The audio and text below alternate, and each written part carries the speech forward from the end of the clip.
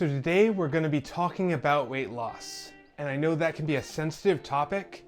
I know for me it's a little bit of a sensitive topic too. So what we're going to do is I'm going to talk about my journey through weight loss, talk through some of the struggles I've had, and maybe that can be helpful to you guys, knowing sort of where I've messed up or tripped up. And everyone's weight loss journey is a little bit different. My results are not going to be the same as your results, but my hope is that it helps to not run into the same difficulties I've had. For me, I had developed a really negative relationship with food because I had some severe food allergies growing up, where I actually associated food with pain, and that actually led to some really negative experiences with food where I just really stopped eating, and I dealt with what I consider anorexia. I just lost a lot of weight very rapidly, and in a very negative way though.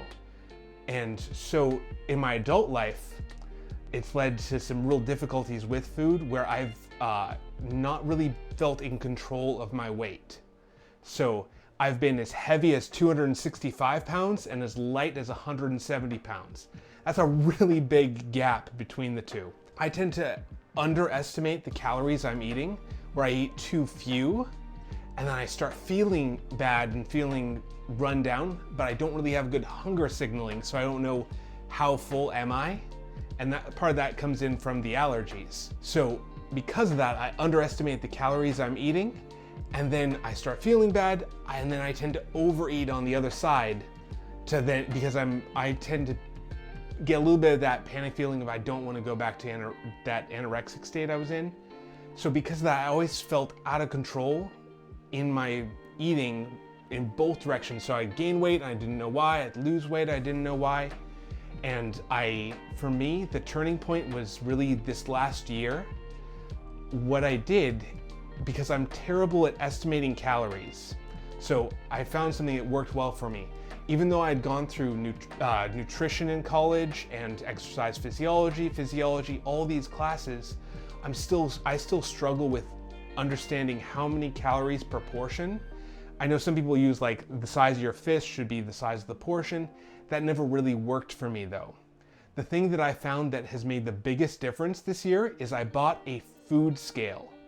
And now that's really been so helpful for me because it turns calories and that portion size into just a math problem of I just weigh everything that I eat, and that gives me really precise numbers on how many calories I'm taking in, because I'm really bad at estimating those calories, and that's really not good for your body in either direction. But for me, it's having that food journal, using the scale to measure everything so that I get a really precise measure of it. Still, I underestimate the calories, but that keeps me accountable to eat enough calories where I feel full without feeling like I'm overeating.